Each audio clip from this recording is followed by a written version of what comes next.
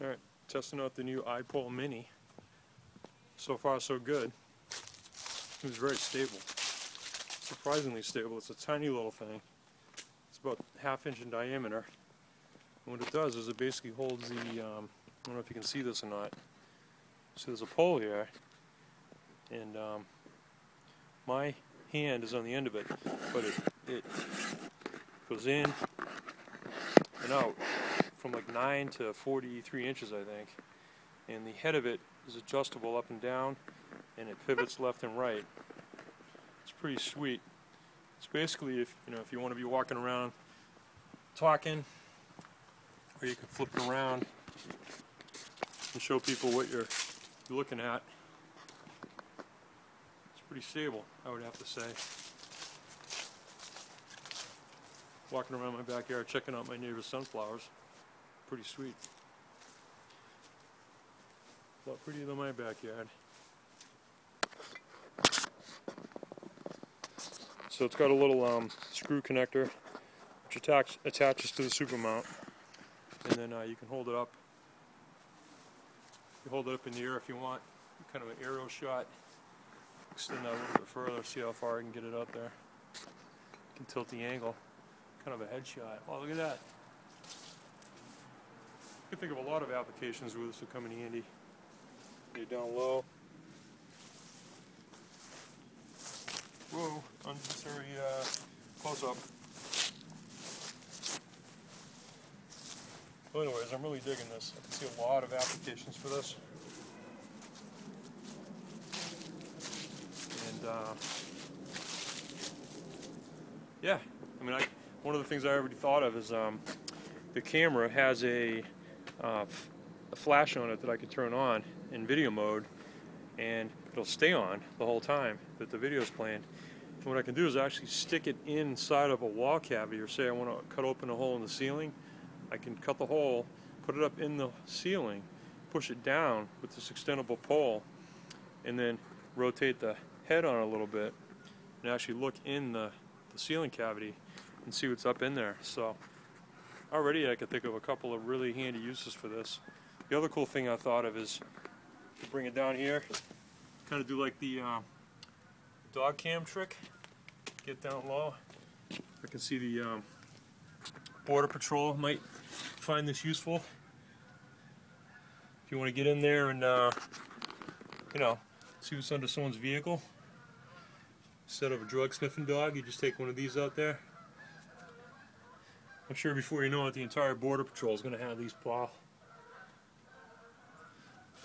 Oh, no drugs under that car. So man, I could think of all kinds of uses for this thing. One of the things I got to figure out though is if you're not careful, you tilt it just a little bit too far beyond parallel to the ground, it'll actually flip over on you. So it doesn't take too much effort to keep it straight, but if you're not careful, it actually will flip over. I think it's got a kind of a maximum weight allowance to it. You really can't load it up with a heavy camera. This is the iPhone mini. They'd probably make an iPhone Maxi for heavier cameras.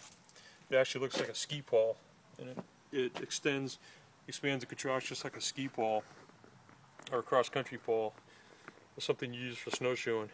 But this one's a much lighter unit, designed basically for iPhones, smartphones, and really small point-and-shoot cameras. So, as you can see, it's awfully stable.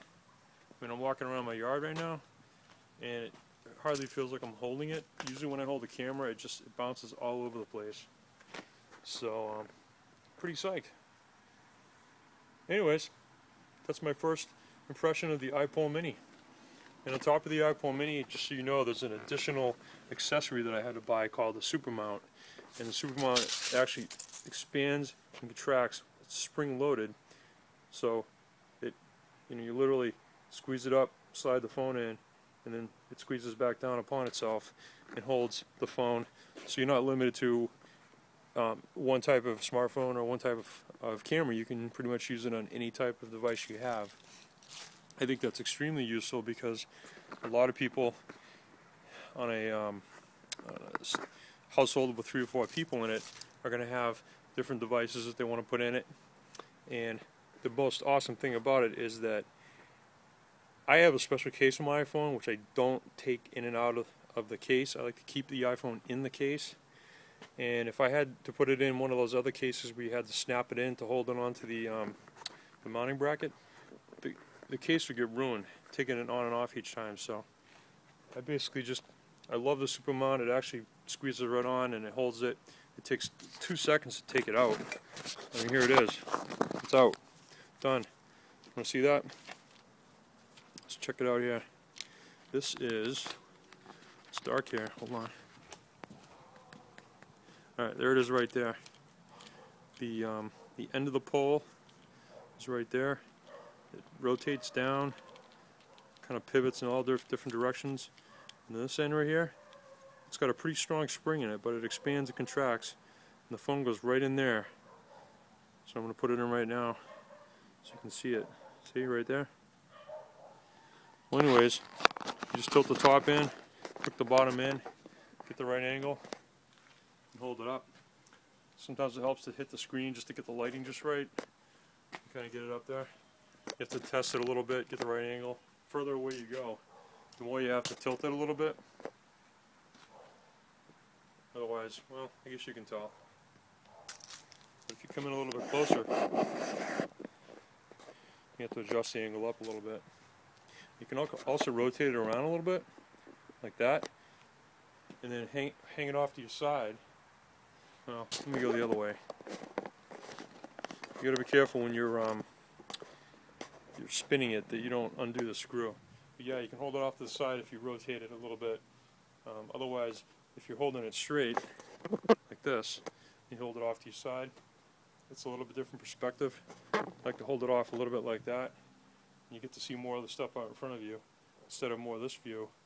You get to see actually what the person is looking at. So there you go. You can definitely see this becoming very useful in my arsenal. The iPhone Mini, 25 bucks. Super mount, 10 bucks. Total investment, 35 bucks. Plus shipping. Comes from Washington, and it takes 4 to 5 days to get here on the East Coast. So great value, quick shipping, very happy. Thanks a lot, Fast Cap.